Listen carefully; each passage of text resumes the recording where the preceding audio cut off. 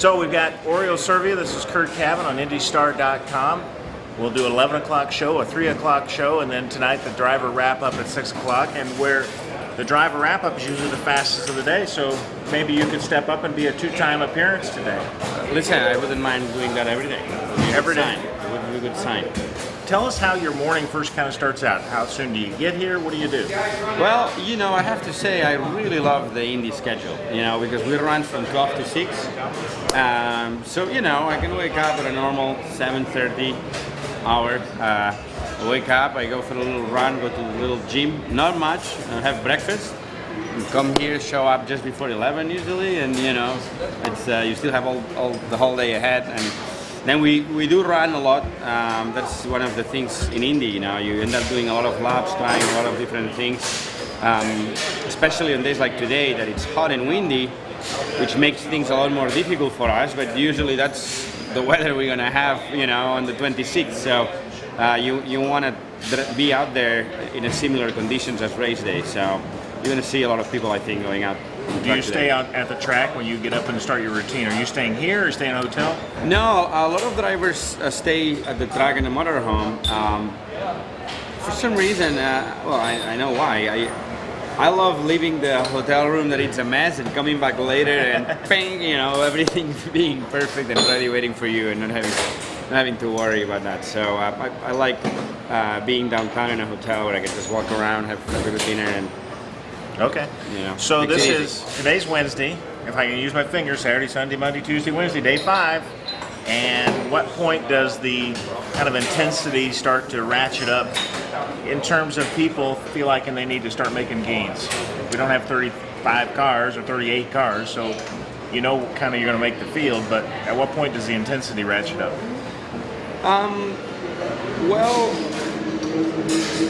there's a couple of different phases. One is when you're trying the settings for qualifying, which means you're going to be running very, very low downforce, and you're running on your own, but the car is extremely edgy and difficult to drive because you're trying to be very fast on the straights, but it's very challenging in the corners. And that's probably going to be Friday when everybody's doing those runs with very low downforce.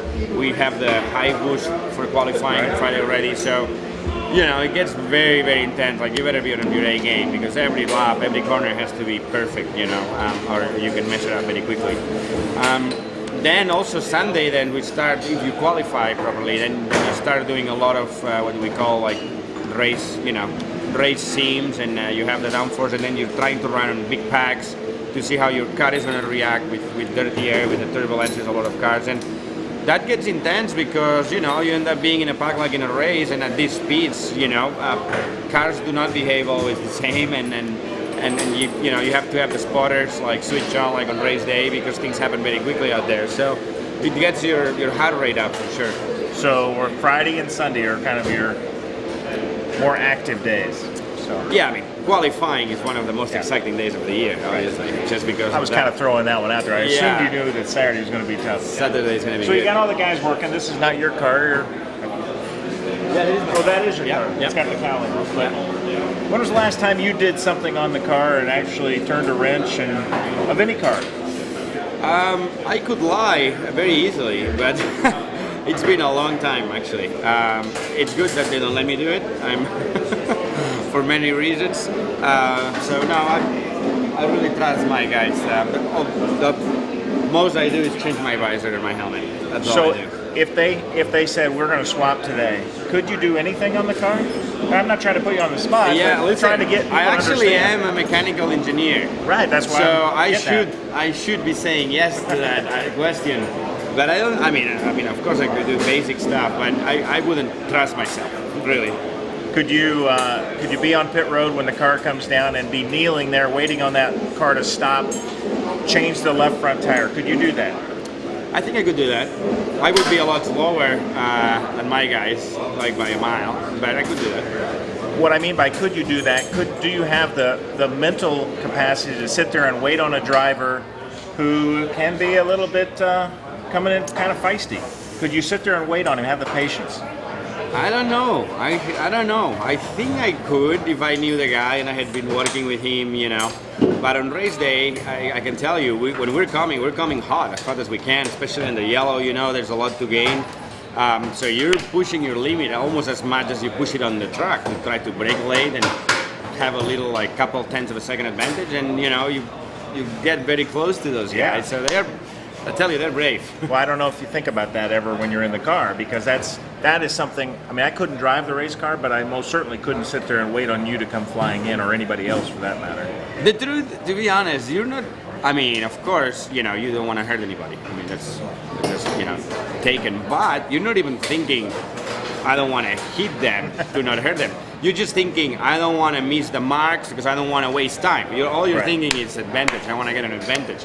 So you're not really thinking of the consequences if something goes bad. So anyway, you just try to focus at your, you know, at your task at the moment, and stop on the marks, and you know, then everything's going to be fine. A little inside information here. Well, we don't talk about these kind of things. Not so much what can go wrong, but the little intricacies of what a crew goes through. This is truly a team sport. It isn't just dependent on how fast you go or how fast that engine is. They have to get things right as well. How do you feel there? We had some talk about your team and moving forward through the rest of the summer, depending on sponsorship. Has there anything changed with that? Do you guys feel good about it? Do you know where your status is? It's really sad. You know, I didn't see it coming. I thought we were good for the year. So when, you know, the team told me that we basically don't have any more funding after Indy, it was shocking. It's sad, A, because I want to win the championship and I want to have a job, more importantly.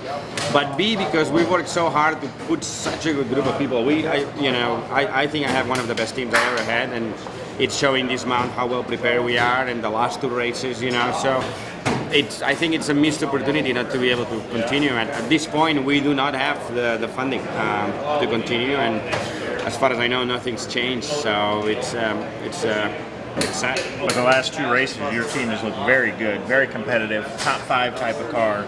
Could it be that kind of month? Listen, I finished 6th 2 years ago. I finished 4th last year, and I had never been this good this early in the month. So I think if we keep progressing the way we should, and there's no reason why not.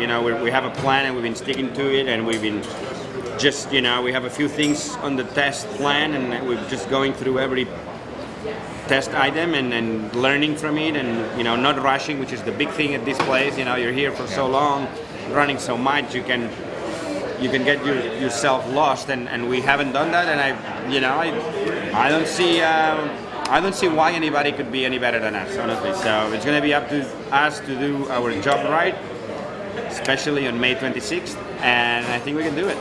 He's got a shot at it, folks. This is Oriol Servia.